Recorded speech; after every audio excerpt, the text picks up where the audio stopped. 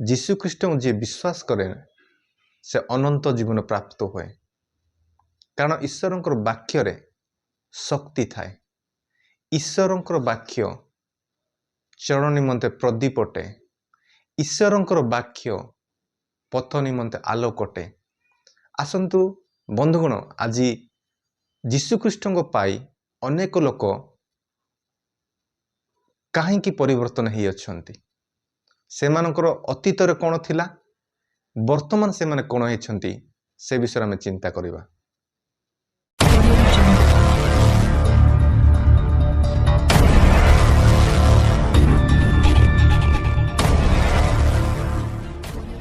आसंतु भिडियोटी को डेरी नक भिडियोटी आरंभ करवा।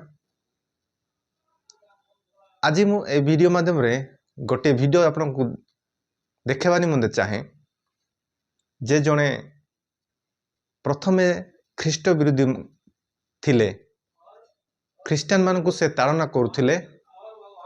ख्रीष्टीय नाम शुणिले ताहांकु राग लगुथिला। अनेक ख्रीष्ट विश्वासी मानकु से ताड़ना देइथिले। से तांको जगार रहिबा निमंते से स्थान देउनथिले।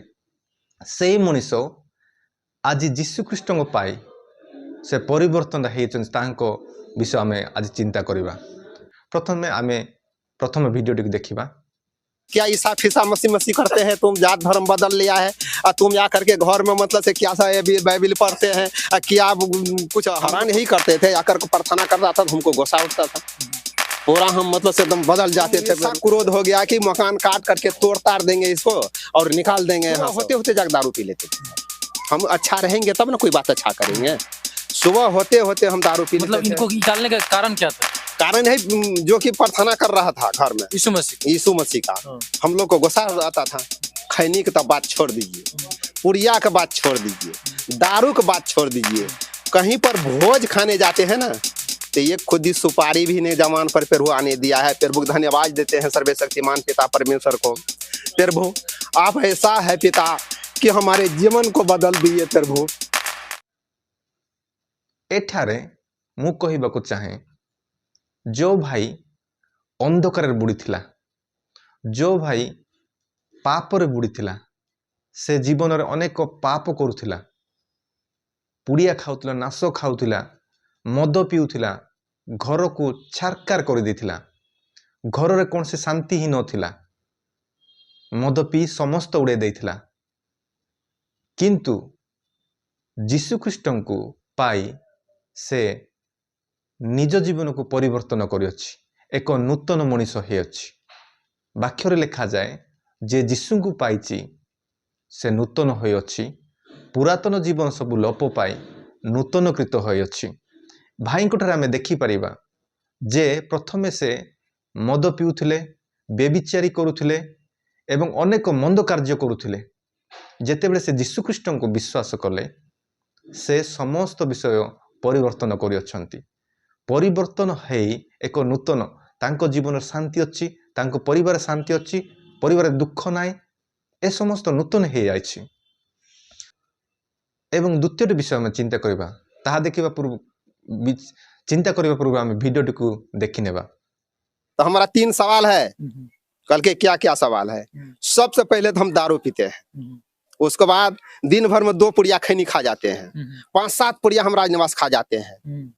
क्या पुलिस तो बहुत दारू पिया को पकड़ पकड़ के जेल में भर्ती कर दिया है, लेकिन सरकार दारू नहीं छोड़ा सका है। क्या कोई ईसा मसीह छोड़ा देगा मुझे दारू? हम धन्यवाद देते हैं। अभी से लगभग हमारा आप देखिए सर 3-4 साल हो गया है, 4 साल 5 साल होने जा रहा है सर। अभी तक खैनी की तो बात छोड़ दीजिए, पुड़िया का बात छोड़ दीजिए, दारू का बात छोड़ दीजिए। कहीं पर भोज खाने जाते हैं ना तो ये खुद ही सुपारी भी ने जमान पर प्रभु आने दिया है। प्रभु धन्यवाद देते हैं सर्वशक्तिमान पिता परमेश्वर को।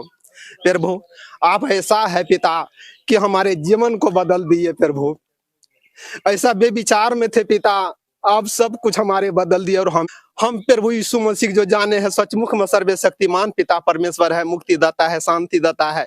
आज हम समस्त परिवार पे प्रथमे जेतेबेले से हिंदू थिले से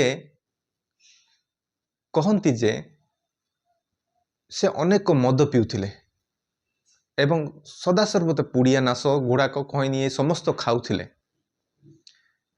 ଏହା ଫଳରେ ଅନେକ ସମୟରେ ସେ ପୋଲିସ ଷ୍ଟେସନ ବା ଜେଲ ମଧ୍ୟ ଯାଇଥିଲେ। ସେ କହନ୍ତି ଯେତେବେଳେ ଖ୍ରୀଷ୍ଟୀୟ ବିଶ୍ୱାସୀ ତାଙ୍କ ନିକଟ ଗଲେ, ଯୀଶୁଖ୍ରୀଷ୍ଟଙ୍କ ବାକ୍ୟ କହିବା ନିମନ୍ତେ ଗଲେ, ସେ ତାହାଙ୍କୁ ପ୍ରଶ୍ନ କରିଥିଲେ, ମୋତେ ମଦ ପିଇବା ନିମନ୍ତେ ବା ମଦ ଛାଡ଼ିବା ନିମନ୍ତେ କୌଣସି ମୋତେ ପାରିନାହାନ୍ତି। ପୋଲିସ ବାଲା ମୋତେ ପାରିନାହାନ୍ତି। ପୋଲିସ ଷ୍ଟେସନ ନେଇକି ମୋତେ ମାଡ଼ ମାରିଥିଲେ ମଦ ଛାଡ଼ିବା ନିମନ୍ତେ, ମଦ ଛଡ଼ାଇ ପାରିନଥିଲେ। ତମର ଯୀଶୁ କ'ଣ ବା ଛଡ଼ାଇ ପାରିବ? କିନ୍ତୁ ଯେତେବେଳେ ଈଶ୍ୱରଙ୍କର ବା ଯୀଶୁଖ୍ରୀଷ୍ଟଙ୍କର ସେ ଦାସଙ୍କର ବାକ୍ୟରୁ ସେ ନିଜେ ପରିବର୍ତ୍ତନ ହେଇଛନ୍ତି। ସେ ମଧ୍ୟ ନିଜେ ଧନ୍ୟବାଦ ପରମେଶ୍ୱରଙ୍କୁ ଦେଉଅଛନ୍ତି, କାରଣ ତାଙ୍କ ଜୀବନ ଅନେକ ମନ୍ଦ ଥିଲା, ବେବିଚାରୀ ଜୀବନ ଥିଲା, ପରିବାର ସୁଖ ନଥିଲା। କିନ୍ତୁ ଯୀଶୁଙ୍କ ପାଇଁ ସେ ପରିବାର ସୁଖ ଆଣିପାରିଅଛନ୍ତି, ଜୀବନରେ ନୂତନ ହେଇଅଛନ୍ତି, ସମ୍ମାନଯୁକ୍ତ ମଣିଷ ହେଇଛନ୍ତି। ସେ କହନ୍ତି ଅତୀତରେ କୌଣସି ଲୋକ ମୋତେ ସମ୍ମାନ ଦେଉନଥିଲେ, ସାଙ୍ଗ ହେଉନଥିଲେ, କିନ୍ତୁ ଯେତେବେଳେ ଯୀଶୁଙ୍କୁ ପାଇଲି ଅନେକ ଲୋକ ମୋର ସାଙ୍ଗ ହେଉଛନ୍ତି, ଏକ ପରିଚିତ ମଣିଷ ବନି ପାରିଅଛି। ଏଠାରେ ମୁଁ କହିବାକୁ ଚାହେଁ ଯେ ଯେଉଁମାନେ ଯୀଶୁଖ୍ରୀଷ୍ଟଙ୍କୁ ପାଆନ୍ତି ଏକ ନୂତନ ମଣିଷ ହୁଅନ୍ତି। ପୁରାତନ ଅନେକ ବିଷୟ ଲୋପ ପାଇଯାଏ, ପାପ କ୍ଷମା ହୁଏ, ସ୍ୱର୍ଗ ରାଜ୍ୟର ପଥ ଦେଖାଯିବ। ଯେ ଯୀଶୁଙ୍କୁ ବିଶ୍ୱାସ କରେ ସେ ଅନନ୍ତ ଜୀବନ ପାଏ, ନୂତନ ଜ୍ଞାନ ମିଳେ, ମନ୍ଦତା ଛାଡ଼େ। କାରଣ এই ସମସ୍ତ ନୈତିକ ନିୟମ ମୋରାଲିଟି ଆମେ ସମସ୍ତ ବାଇବେଲ ଠାରୁ ପାଇଥାଉ। କାରଣ ବାଇବେଲ ଏକ ଉତ୍ତମ ପଥ ଦେଖାଇବା ପୁସ୍ତକ ବା ପବିତ୍ର ବାଇବେଲ ଅଟେ। ସେଥିପାଇଁ ତାହାଙ୍କ ଜୀବନ ବଦଳି ଯାଇଅଛି। ଏଠାରେ ମୁଁ କହିବାକୁ ଚାହେଁ ଯେଉଁମାନେ ଖ୍ରୀଷ୍ଟ ବିରୋଧୀ ମାନଙ୍କୁ,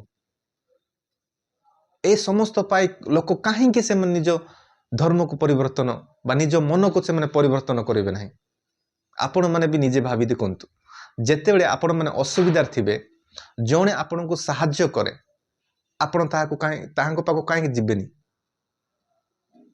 ଏଠାରେ ମୁଁ କହିବାକୁ ଚାହେଁ ଯେଉଁ ଧର୍ମ ଥାଇ ଏ ସମସ୍ତ ସେମାନେ ପାଇନଥିଲେ, କିନ୍ତୁ ଯୀଶୁଖ୍ରୀଷ୍ଟଙ୍କ ଦ୍ୱାରା, ଯୀଶୁଖ୍ରୀଷ୍ଟଙ୍କ ବିଶ୍ୱାସ ଦ୍ୱାରା, ଯୀଶୁଖ୍ରୀଷ୍ଟଙ୍କର ପ୍ରାର୍ଥନା ଦ୍ୱାରା, ଯେଉଁମାନେ ଯୀଶୁଖ୍ରୀଷ୍ଟଙ୍କୁ ବିଶ୍ୱାସ କରୁଛନ୍ତି ସେମାନଙ୍କର ପ୍ରାର୍ଥନା ଦ୍ୱାରା ଏ ସମସ୍ତ ଯଦି ସମ୍ଭବ ହେଇପାରୁଛି, କାହିଁକି ସେମାନେ ଧର୍ମ ବା ମନ ପରିବର୍ତ୍ତନ କରିବେ ନାହିଁ? ଆପଣମାନଙ୍କ ଜୀବନ ଯଦି ଏପରି ଘଟିବ, ଆପଣମାନେ ମଧ୍ୟ ମନ ପରିବର୍ତ୍ତନ କରି ନିଜ ଧର୍ମ ଛାଡ଼ି ଅନ୍ୟ ଧର୍ମକୁ ବା ଖ୍ରୀଷ୍ଟ ଧର୍ମକୁ ବା ଖ୍ରୀଷ୍ଟଙ୍କୁ ବିଶ୍ୱାସ କରିବେ ନାହିଁ। ଆପଣମାନେ ନିଶ୍ଚୟ ବିଶ୍ୱାସ କରିବେ। ଆପଣମାନେ ଅନେକ ଟାଇମରେ ଆରୋପ ଲଗାଉଛନ୍ତି ଖ୍ରୀଷ୍ଟିଆନ ମାନେ ଧର୍ମ ପରିବର୍ତ୍ତନ କରୁଅଛନ୍ତି। ଏଠାରେ ମୁଁ କ୍ଲାରିଟି ଭାବରେ ଭିଡ଼ିଓ ମାଧ୍ୟମରେ କହିବାକୁ ଚାହେଁ, ଖ୍ରୀଷ୍ଟିଆନ ମାନେ କୌଣସି ଧର୍ମକୁ ପରିବର୍ତ୍ତନ କରୁନାହାନ୍ତି, କିନ୍ତୁ ମନକୁ ପରିବର୍ତ୍ତନ କରୁଅଛନ୍ତି। ସେଥିପାଇଁ ବିଶେଷ ଏହି ଆରୋପ ଆପଣମାନେ ଲଗାନ୍ତୁ ନାହିଁ। କାରଣ ଲାଷ୍ଟରେ ମୁଁ କହିବାକୁ ଚାହେଁ, ପବିତ୍ର ବାଇବେଲ ବା ଈଶ୍ୱରଙ୍କର ବାକ୍ୟରେ ଶକ୍ତି ଥାଏ। ସେଇ ବାକ୍ୟ ଅନନ୍ତ ଜୀବନର ରାସ୍ତା ଦେଖାଇଥାଏ। ସେଇ ବାକ୍ୟ ଉତ୍ତମ ପଥରେ ଚାଲିବା ନିମନ୍ତେ ଶିକ୍ଷା ଦେଇଥାଏ। ସେଇ ବାକ୍ୟ ଆପଣମାନଙ୍କ ଜୀବନକୁ ପରିବର୍ତ୍ତନ କରିଥାଏ। କାରଣ ପବିତ୍ର ବାଇବେଲରେ ଜ୍ଞାନର ବାକ୍ୟ ଅଛି। ଯେଉଁମାନେ ପବିତ୍ର ବାକ୍ୟ ପଢ଼ନ୍ତି ସେମାନେ ମୋରାଲିଟି, ତାଙ୍କର ଚାଲିଚଳନ, ଆଚାର ବ୍ୟବହାର ଉତ୍ତମ ହୋଇଥାଏ। କାରଣ ଏ ପବିତ୍ର ବାଇବେଲ ଏହିପରି ବାକ୍ୟ ଯାହାଟି ଶକ୍ତି ରହିଅଛି। କାରଣ ବାକ୍ୟରେ ଲେଖାଯାଏ, ଗୀତ ସଂହିତା 119 ତାର 105 ସେପରି ଲେଖାଯାଏ, ତୁମ ବାକ୍ୟ ମୋ ଚରଣ ପାଇଁ ପ୍ରଦୀପ ଏବଂ ମୋ ପଥ ପାଇଁ ଆଲୁଅ ଅଟେ। କାରଣ ବାକ୍ୟ ଚରଣ ନିମନ୍ତେ ପ୍ରଦୀପ ଅଟେ ଏବଂ ପଥ ନିମନ୍ତେ ଆଲୋକ ଅଟେ। କାରଣ ଏହି ବାକ୍ୟ ଆମକୁ ଆଲୋକ ପଥ ଦେଖାଯାଏ। ପ୍ରତ୍ୟେକ ସମୟରେ ଆମେମାନେ ଆତ୍ମିକ ଦିଗରେ ଅନ୍ଧ ହୋଇଥାଉ। କୌଣସି ବିଷୟ କୌଣସି ଉତ୍ତମ ବିଷୟ ଆମେ ଜାଣିନଥାଉ। କିନ୍ତୁ ଏହି ବାଇବେଲ ଆପଣମାନଙ୍କ ଆତ୍ମିକ ଜୀବନ ବା ଆଧ୍ୟାତ୍ମିକ ଜୀବନ ଉତ୍ପନ୍ନ କରିଥାଏ। କାରଣ ଏହି ବାକ୍ୟ ଆପଣମାନଙ୍କର ଚରଣକୁ ଆଲୋକ ଦେଇଥାଏ, ପ୍ରଦୀପ ଦେଇଥାଏ, ପ୍ରଦୀପ ଅଟେ ଏବଂ ପଥ ନିମନ୍ତେ ଆଲୋକ। କାରଣ ଏହି ପଥରେ ଚାଲିଲେ କୌଣସି ଆପଣ ଝୁଣ୍ଟିବେ ନାହିଁ। କାରଣ ଈଶ୍ୱରଙ୍କର ବାକ୍ୟ ଏକ ଆଲୋକ ଅଟେ। ପରମେଶ୍ୱର ଯୀଶୁଖ୍ରୀଷ୍ଟ ସେ ଆଲୋକ ଅଟନ୍ତି, ସେ ଅନ୍ଧକାର ନୁହନ୍ତି। ଯେଉଁମାନେ ଯୀଶୁଖ୍ରୀଷ୍ଟଙ୍କୁ ବିଶ୍ୱାସ କରନ୍ତି ସେମାନେ ଆଲୋକ ପଥ ପାଇଅଛନ୍ତି, ଆଲୋକ ପାଇଅଛନ୍ତି। ସେଥିପାଇଁ ଅନେକ ଲୋକ ଯୀଶୁଖ୍ରୀଷ୍ଟଙ୍କ ବାକ୍ୟରେ ଆକୃଷ୍ଟ ହୋଇଥାନ୍ତି, ତାହାଙ୍କର କାର୍ଯ୍ୟରେ ଆକୃଷ୍ଟ ହୋଇଥାନ୍ତି। କାରଣ ଏହିପରି ବାକ୍ୟ ଯୀଶୁଖ୍ରୀଷ୍ଟ ଶିଖାଇ ସେ ଚାଲି ଯାଇଅଛନ୍ତି।